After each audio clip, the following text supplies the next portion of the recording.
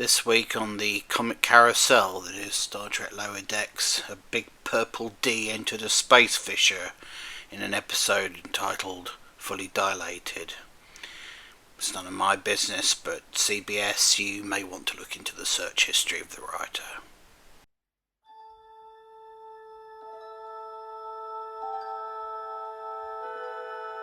Space.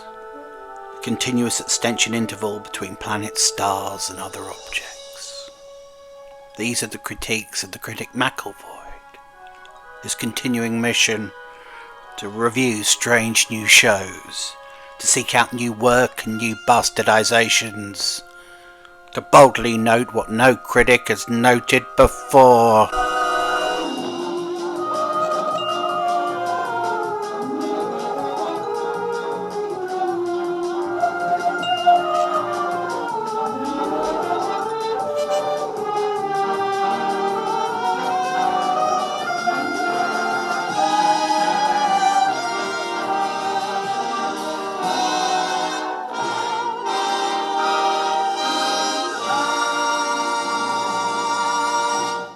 What do you get when you cross the Star Trek Voyager episode Blink of an Eye with the TNG classic Thine Own Self? You get something that's less than some of its parts. A parody called Fully Dilated, in which Mariner and T'Lyn and Tendi beam down to a planet where time moves more slowly on the surface than it does in the external universe, and they're only supposed to be there for a few seconds from the point of view of our universe, to do a little recovery mission, to recover some material left behind by the Enterprise. We'll come to that in just a moment, but because Boimler and not Geordie spill some drinks on the console, because in a mission like this where time is of the essence and you have to pay very particular attention to the timing and everything like that, nothing can possibly go wrong. You would of course be drinking giant cocktails by the transporter console, wouldn't you? Of course you would. And then you'd spill it on the console, wouldn't you? A split second after they beamed out. And then it would take you, because you're idiots, absolute fucking idiots, about 30 minutes to clear all the gunk and stuff off the console. By the way, one imagines these consoles on Federation starships are waterproof, but let's not get into that. But if there was no immediate reason why they couldn't beam them back, then there'd be no story, because obviously you want a year to pass on the planet's surface with our characters having to deal with living with yokels. I mean, this is also, I understand it. Oh, it's funny because they've spilled a drink on the console, and look at how stupid they are and how difficult it is for them to clean the console. They've got to lick it clean. They're so stupid and incompetent. But couldn't something have happened? Couldn't there have been like a power fluctuation or something, or something in universe that's plausible? Couldn't the ship have been, I don't know, hit by a meteor or something at the moment? Anything at all that would have allowed us to believe that it would, that an error with the transporter like that could occur, and B, that it would take so long to fucking fix it. I didn't find it funny. I found it annoying. Just plain annoying. It's one of those ridiculous comic setups that makes no sense in the context of the Star Trek universe. As soon as you see two characters with giant decorative cocktails standing by a transporter console just before they're due to beam people down on a very important time-sensitive mission, you just obviously you know that there's going to be some sort of contrivance, and that's the joke, that it's so ridiculous and so obvious.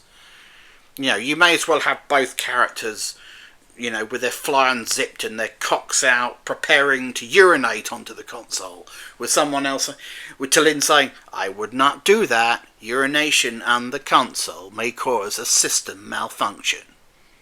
You may as well make it that crude and that obvious, because it makes no sense.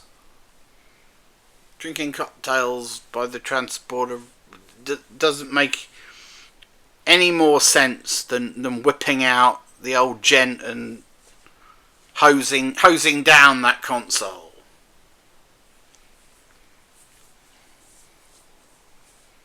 Yeah, I know it's a horrible image. I'm sorry.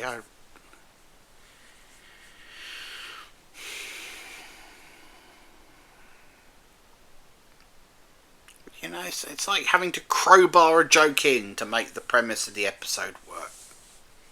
Now, why were they having to beam down to this planet and do this sort of, you know, Who Watches the Watchers style retrieval of Federation tech, so as not to upset the natural development of the species thing in the first place? Well, we learn that the Cerritos was sent to the site of this interdimensional fissure that was near this planet because one of its buoys picked it up, only to discover that when they got there that a version of the Enterprise D had recently been in our universe and had left some stuff behind on the planet before re-entering the dimensional fissure. And this Enterprise D is purple, which allowed the writer to write the line, "Hey, I wish we could have seen the purple D." It's a cock, you see. It's a dick joke. That's why it was purple. Everything in that universe is purple. It's a purple universe, which is a really weird point of differentiation. Could only be a point of differentiation, I suppose, to facilitate that dick joke.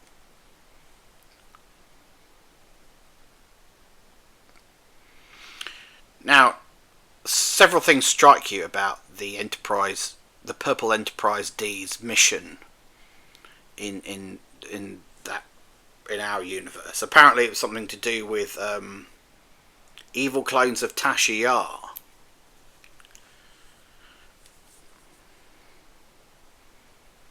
Terry Metallis's ears just pricked up. Holy shit! It's the plot we didn't use for Picard. Picard season 4. Evil clones of Tasha. So it's too late, isn't it, Terry? You fucked up your chance to use Denise Crosby. Should have been Seela as the main antagonist in that third season of Picard, shouldn't it? You could have had a true legacy story that involved the whole cast, but you cocked it up. Decided to do a sort of copy and paste of previous episodes and movies instead. But we won't relitigate all of that now. Anyway, the Enterprise D came into our universe, we're led to believe, with, you know, an alternate Picard and Worf and Geordi and everyone on board and accounted for. And yet, despite the Enterprise's extensive experience in matters relating to the Prime Directive and the retrieval of Federation technology and trying to limit the damage caused by Federation incursions into primitive alien worlds, we've already talked about Who Watches the Watchers, we talked about Thine Own Self, of course, where poor Data crashed, lost his memory, and inadvertently gave a small town radiation poisoning, despite their extensive experience in that area. It appears the Enterprise D, for no reason, left behind a lot of Federation tech from a shuttlecraft crash. Not only did they leave behind the shuttle remnants themselves, they left behind Data. Data's head. Lieutenant Commander Data's head. You can imagine the shock, you know, it's like on the bridge when they're back in their own universe. Data, there's something different about you. Oh, you don't have a fucking head. Where's your head? Oh, you can't tell us, of course, because you can't speak. I wish we'd noticed you didn't have a head before we left.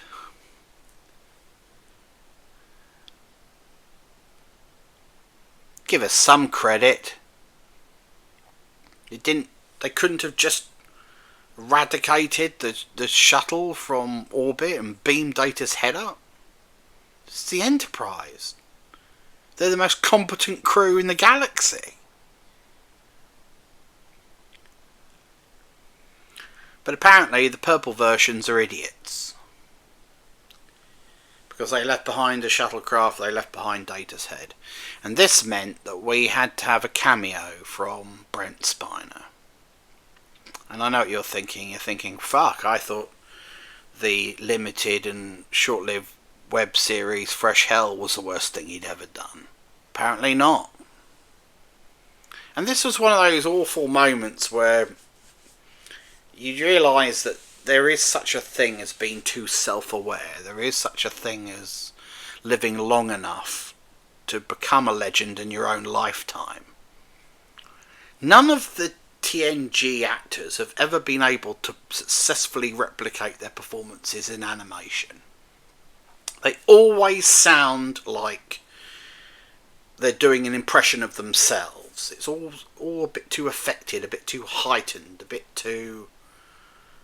This is me doing Data, you know, rather than just performing the character. In Family Guy, you get it with Picard and whoever and so on. It's the same with Jonathan Frakes and Marina Sirtis when they've appeared in Lower Decks. And now Brent Spiner can hang his head in shame and count his money for tainting Data just that little bit more by including him in this episode. He sounded like himself a bit. It's definitely the right actor. You could hear the voice. I mean, it didn't sound like Data. It sounded like somebody doing Data, and not in a good way. It just depressed me, that's all. Is all the TNG cast are now, you know, just indulging in lazy self-parody? Inadvertently, however, the cameo did produce a moment that, without intending to, commented on the whole difference between Lower Decks and TNG. Between real Star Trek and this crap. So, for example, there was a moment when they were hauling Data's head back to the beam outside, and Mariner's very impressed with Data, who, of course, you know, she knows the way we know him as a sort of legendary, famous character. And she told him he was cool, and he said he took it literally, as he would, as Data should. And said, I am not aware that my temperature was... something like that. And Mariner said, that's such a Data thing to say. But what she should have said, of course, was, oh yeah, that's what I would expect you to say, because you're a real Star Trek character, and I'm not. I use, colloquialisms from the 21st century, and you never would. So at least they got that aspect of Data's characterization correct. He didn't say anything like hella funny or weirded out or no way or anything like that. None of that crap. But it was interesting that Mariner, was caught off guard by that. Because, of course, she's used to people talking like idiots, I suppose. But she attributed that formality and literal, that unexpected deviation from auxiliary English as an android trait, as a data thing, when in fact, of course, it is a Star Trek thing, isn't it? Just thought I'd mention it. So, again, it was another completely inconsequential 25-minuter. If you've seen Who Watches the Watchers, if you've seen Thine Own Self, you sort of knew the trajectory. It was that sort of thing. They got into a bit of trouble with the locals. They got out of trouble with the locals. There was one character who was a sort of a snitch who, was keeping them under constant surveillance, and threatened to expose them. In the end, they got past him. And that was it, really.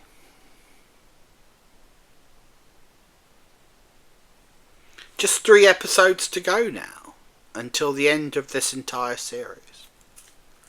Just 3. And the first 7 have been redundant of this season, which is good, because of course it minimises the damage to Star Trek canon.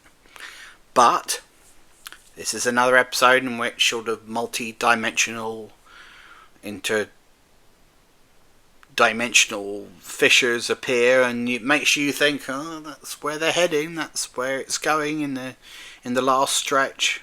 What's going to happen? Well, I don't know, but I'm a little bit scared. I'm convinced that this thing is going to end with the Cerritos crossing over into the live-action Star Trek universe. Or something like that, Something to firmly put it in Star Trek canon, because Mike McMahon knows that these characters, this ship, their adventures are nothing. They're sort of, it's a Twitter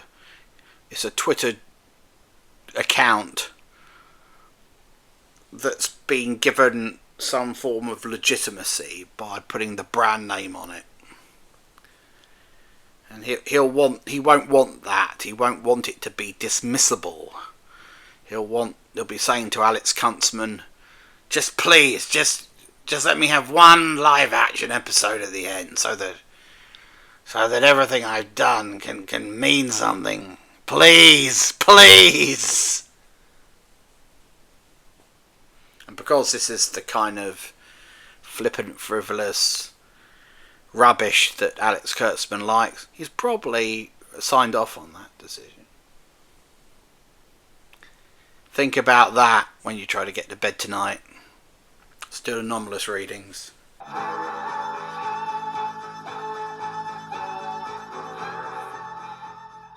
A few weird things about this episode. First of all, the away team beamed down to the planet without any knowledge of the local culture at all. They knew what they looked like and how they dressed, but they didn't, for example, do any research on the economy. It didn't do any research on currency. It didn't do any research on local terminology. Now again, this is about an episode being written backwards. You need someone to be suspicious of them, so they have to make mistakes. But on a real Starfleet mission, wouldn't they have researched this stuff a little bit? Just a little. There were references to the inner light, and it sort of made you a little bit irritable, because once again it was apparent that the only frame of reference that Lower Decks characters have for other Starfleet adventures are things that we have seen on Voyager, on TNG, on DS9, etc. They haven't swatted up on any other ships, any other crews. And this is what marks them out as sort of animated Star Trek fans, rather than people who can plausibly be within the same universe.